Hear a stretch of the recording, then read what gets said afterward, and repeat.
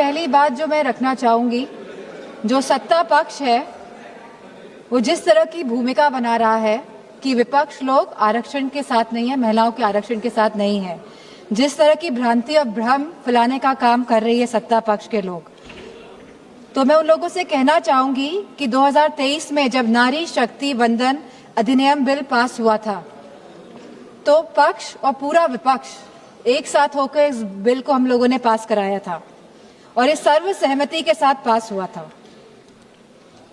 लेकिन जो ये अब संशोधन लाया जा रहा है तो आखिरकार सरकार क्या चाहती है? क्या सरकार वाकई में महिलाओं का सशक्तिकरण चाहती है या इस विधेयक को लाकर, इस संशोधन को लाकर वो खुद के सशक्तिकरण के तरफ काम कर रही है? जब 2023 में विधेयक आया था तब स्पष्ट रूप से लिखा गया था कि जनगणना होगी और समाजवादी पार्टी का ये पक्ष था कि जातिगत जनगणना हो। और कल होम मिनिस्टर साहब ने भी ये बात कही है कि जनगणना कराएंगे, अभी वो घरों की गिनती कर रहे हैं, पिछले 3 सालों में खाली वो घरों की गिनती कर पाए हैं।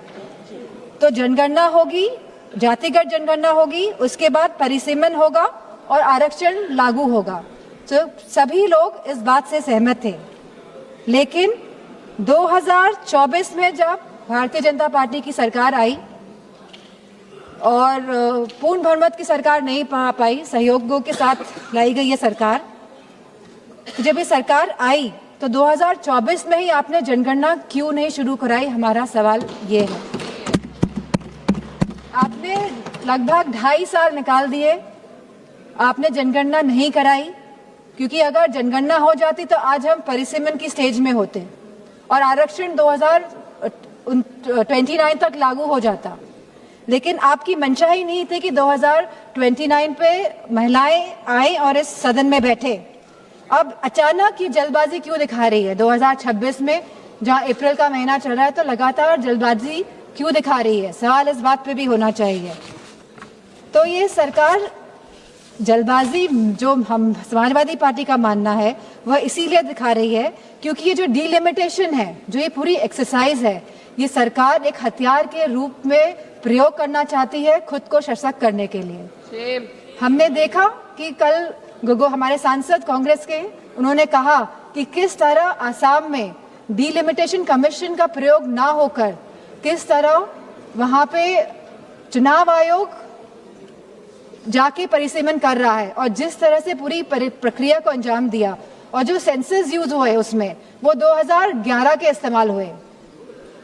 तो कहीं ना कहीं ये बहुत बड़ा प्रश्न चिन्ह उठाता है सरकार पे कि सरकार आखिरकार संविधान में संशोधन क्यों ला रही है, ये संविधान को क्यों बदलना चाहती है, ये क्यों चाहती है कि हमारा संविधान कमजोर हो और सरकार हमेशा सत्ता में बनी रहे।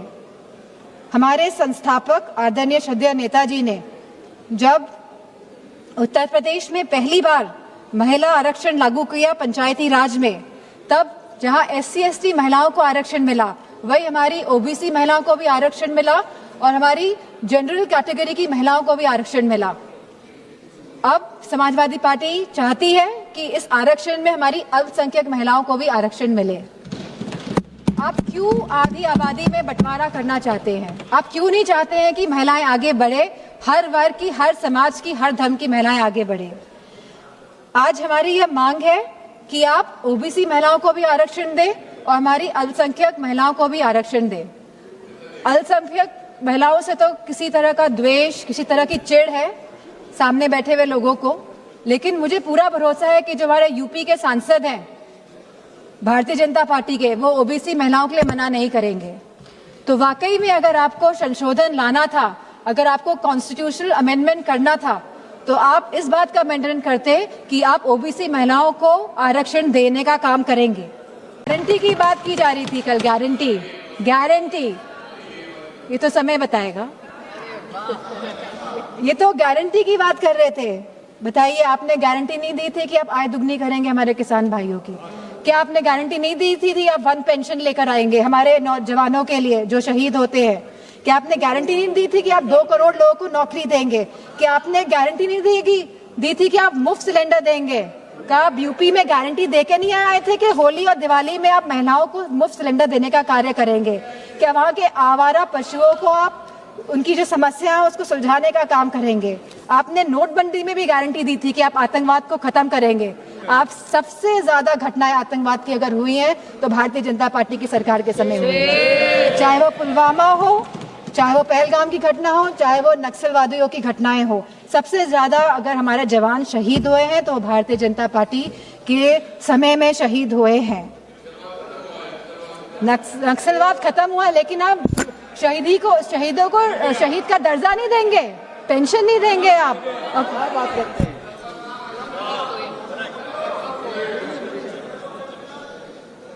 तो मैं केवल ये बात कहना चाहती हूँ कि बचपन में हम सब ने कहानी सुनी थी रेड राइडिंग हुड की, सब बच्चों ने सुनी है। हम आज भी अपने उसको जहन में रखते हैं कि किस तरह एक नन्ही सी बच्ची जो अपनी दादी माँ से मिलने जाती है, बहुत खुशी के साथ वो जाती है, वो जंगल में भटक जाती है, उसे घर पहुँचने में दादी माँ के रात हो जाती है।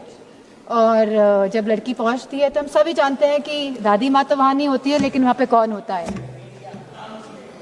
तो ये हम सभी जानते हैं। तो ये जो सरकार है, ये डिलिमिटेशन का जो मुखौटा, जो ये आरक्षण का, महिला आरक्षण का जो मुखौटा पहने हुए है कि यह महिलाओं को आरक्षण देने का कार्य करे, लेकिन वाकई में ये डिलिमिटेशन के प्रयोग से अपने आप को सशक्त करने की बात कर रहे हैं। ये चाहते हैं कि सत्ता में बने रहें, ये नहीं चाहते कि जातिगत गणना हो, ये नहीं चाहते कि हमारी दलित, ओबीसी माताओं बहनों को, हमारी अल्पसंख्यक बहनों को आरक्षण मिले, वो आगे बढ़े। इन्हीं शब्दों के साथ मैं अपनी बात को समाप्त करती हूँ। आज जब आप अल्पमत में दिखाई दे रहे हैं, क्योंकि आप जानते हैं कि आपका जो वोट है वो खिसकता जा रहा है कहीं ना कहीं, तो आप इस तरह का भ्रम फैलाने के लिए ये संशोधन बिल लेकर आए हैं, क्योंकि आपका केवल एक ही लक्ष्य है कि जो डेटा, जो कास्ट सेंसस का डेटा, जो जातिगत जनगणना का जो डेटा आएगा, जिससे सबकी भागीदारी सुनिश्चित होगी, निश्चित होगी, आप इससे भागना चाह रहे हैं। और आप डिलिमिटेशन की प्रक्रिया से इसीलिए सेंसस को हटाना चाहते हैं, या 20 या 25 साल के सेंसस का आप प्रयोग करना चाहते हैं।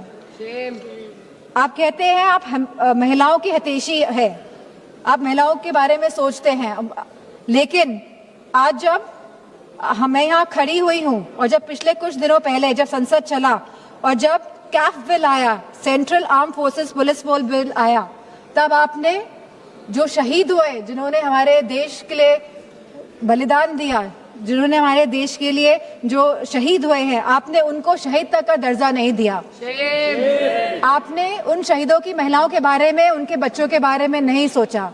आज जब ये आप विधेयक लेके आ रहे हैं तो हमारी मांग है कि उन महिलाओं के सम्मान के लिए आप उन शहीद जनों को, शहीद जवानों को शहीद का दर्जा दें और साथ में आप उन्हें पेंशन देने का भी कार्य करें। अब जब महिलाओं की बात हो रही है तो आंगनवाड़ियों को क्यों छोड़ रहे हैं आप आंगनवाड़ियों को भी, जो इतने साल से संघर्ष कर रही है, जो गांव-गांव में संघर्ष कर रही है, आप उनको भी उनका मानदेय बढ़ाने का कार्य करें।